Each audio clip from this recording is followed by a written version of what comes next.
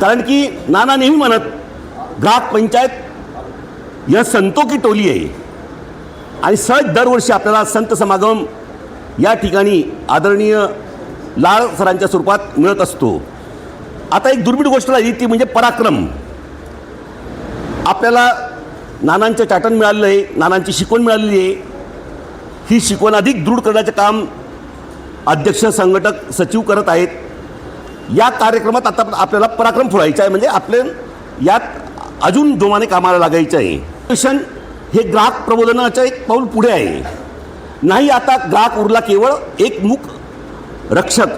जागरूकतेच्या पाऊलांनी तोच आता प्रगतीचा मुख्य आधारस्तंभ. फसवणुकीच्या अंधारात ज्ञानाच्या प्रकाश ज्योतात दूर करूया. आपल्या हक्काच्या रक्षणासाठी एकजुटीने उभे राहूया.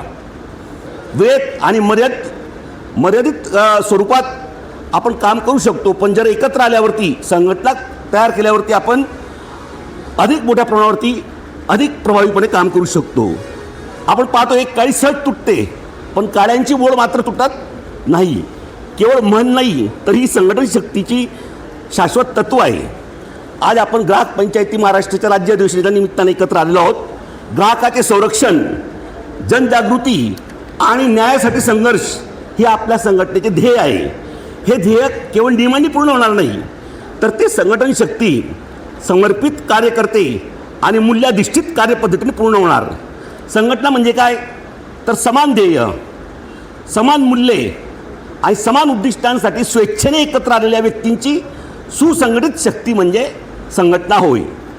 संघटना म्हणजे केवळ कार्यालय, पदे किंवा बैठका नाही, तर संघटना म्हणजे विश्वास, संघटना म्हणजे परस्पर सहकार्य, संघटना म्हणजे सामूहिक जबाबदारी, संघटना म्हणजे मी पासून आपणपर्यंतचा प्रवास. महाभारतात एक सुंदर वाक्य आहे, संघ शक्ती कलियुगे. कलियुगात सर्वात मोठी शक्ती म्हणजे संघटना होय. संघटनेचे महत्त्व आहे. एक माणूस चांगले कार्य करू शकतो, पण संघटना मात्र समाज परिवर्तन करू शकते. नानांनी आर्थिक शोषण मुक्त समाज, आर्थिक शोषण मुक्त राष्ट्र बनवण्याचं स्वप्न पाहिलं आणि त्या स्वप्नपूर्तीसाठी आपण सर्व सांघिक कार्य करत आहोत. संघटना व्यक्तीला दिशा देते, संघटना समाजाला शक्ती देते, संघटना अन्यायाविरुद्ध आवाज देते, संघटना लोकशाही मजबूत करते, संघटना समाजात विश्वास निर्माण करते. ग्राहक पंचायत ही केवळ तक्रार निवारण करणारी संघटना नाही, तर ती सजग, जबाबदार आणि नैतिक ग्राहक घडवणारी चळवळ आहे. संघटनेमध्ये प्रत्येक व्यक्तीची, प्रत्येक सदस्याची स्वतंत्र भूमिका आहे. परस्पर सहकार्य व समन्वय या आधारावरती संघटना पुढे चालत असते. यात वैयक्तिक स्वार्थापेक्षा सामूहिक हित डोळ्यासमोर ठेवून एकजुटीने कार्य करायचे असते. कोणत्याही समाजात संघटनेला महत्त्व आहे. संघटना ही सामूहिक शक्ती निर्माण करते.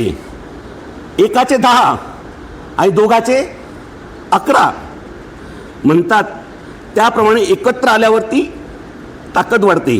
एकट्या व्यक्तीकडे दुर्लक्ष केलं जातं, पण संघटित समूहाकडे सरकार लक्ष देते. प्रशासन कुशल अध्यक्ष आणि कुशल सचिव सहजतेने पेलत आहे. संघटना पुष्कळ येतात, विसरल्या जातात. आपल्या संघटना 74 पासून स्थापन झालेली आहे. जवळपास दीर्घकाळ 40 वर्ष संघटनेला झालेली आहे आणि अजून पुढील 40 वर्षांसाठी ही पायाभरणी चालू आहे. संघटना मजबूत करण्यासाठी स्पष्ट आणि समान उद्देश असला पाहिजे. संघटनेच्या प्रत्येक सदस्याला आपल्या संघटनेचे ध्येय, आपल्या संघटनेचे धोरण, आपल्या संघटनेची आचारसंहिता, आपल्या संघटनेचे नियम हे माहीत असले पाहिजे. आपलं हित आणि उद्देश हे एकच असले पाहिजे. जे वैयक्तिक मतभेद बाजूला ठेवून आपण सर्वजण एकाच दिशेने प्रवास केला पाहिजे. अंतर्गत शिस्त असली पाहिजे. सर्वांनी ठरवून दिलेली नियमावली व आचारसंहितेचे पालन केले पाहिजे.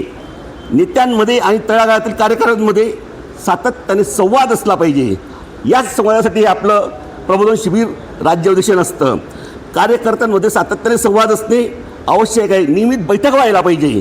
अडचणींवर चर्चा करता येत असते आणि नवीन योजनांची अंमलबजावणीसुद्धा करता येत असते.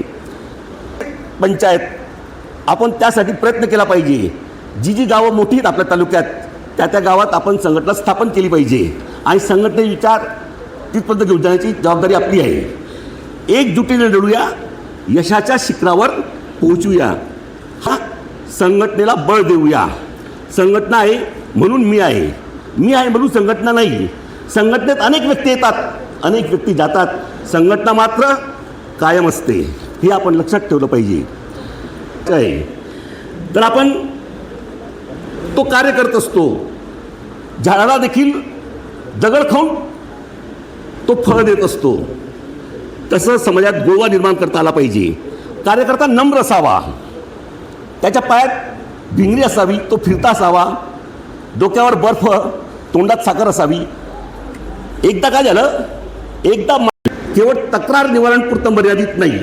आपले कार्य आपण समाजात नैतिकता, जागरूकता आणि जबाबदारीची संस्कृती निर्माण करणारे समाजाचे शिल्पकार आहोत.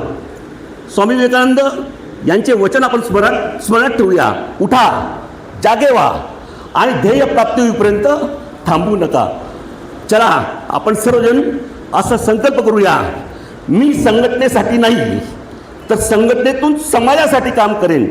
माझ्या प्रत्येक कृतीत ग्राहक हित, प्रामाणिकपणा आणि राष्ट्रहित यांना सर्वोच्च स्थान देईन. याच विश्वासाने माझे पुढचे कार्य सुरू राहील.